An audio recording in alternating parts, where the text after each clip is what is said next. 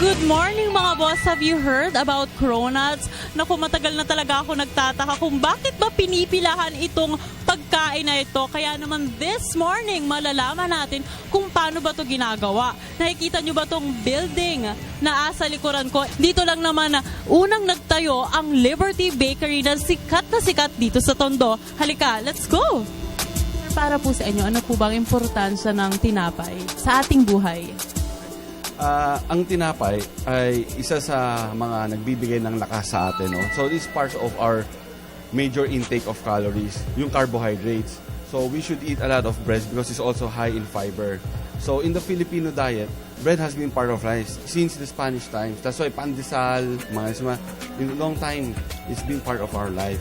And bread has been helpful in relieving hunger, especially when it comes to some disaster. We do a lot of relief operations. The bread can be given and it's easily consumed. Hindi na kailangan lutuin parang kanin. I invite everybody to eat more bread. It's healthy, it's energy packed, and it's rich in fiber. It's good for you. Sir, I heard na you're also producing yung usong-usong cronut ngayon. Pwede niyo po ba kaming turuan kung paano to ginagawa? First, I'll let you know what is cronut. Actually, ang cronut is come from croissant. Croissant is a kind of European croissant. Then nowadays, we try to make it as like a donut. We fry it instead of bake it. So, itong mga donut nito, dadaan ng maraming beses sa sheeter. Bagat patong-patong layer yan. Hanggang na multi-layer na siya.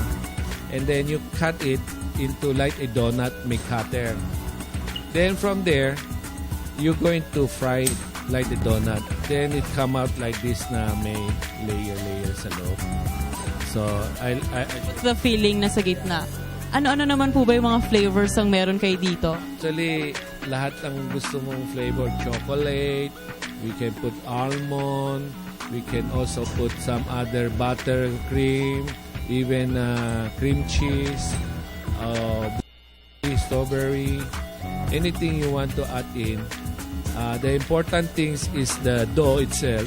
Layer siya ngayon na you can feel the layer that you're eating. Saka yung uso nga ngayon talaga, which you never have it before. Now, we have to develop the new product. I show you how to cut the cronut.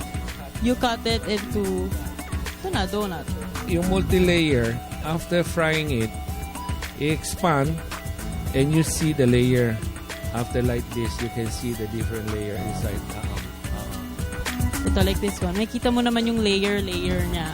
Sir, bakit po siya ganun ka-expensive? Well, very labor intensive. In fact, the raw material we use here are pure butter and also eggs and milk. So, and then the filling are very expensive also. We use cream cheese, also berry. Frying it is a very labor intensive. And then we only keep it for 4 hours to sell it out. Ayan na, nakikita nyo, di ba, lumalabas yung iba't ibang layer ng cronuts. Ayan na yung effect ng sheet. Kaya, i-layer, yun ang croissant. Pero, fina-fried natin ngayon, nagiging croissant and cronut. Then, we will start how to adapt the filling. Now, they slice the cronut into half and let it cool down a little bit. And then you can adapt whatever filling or topping you want. So this is how the cronut will make in the final stage.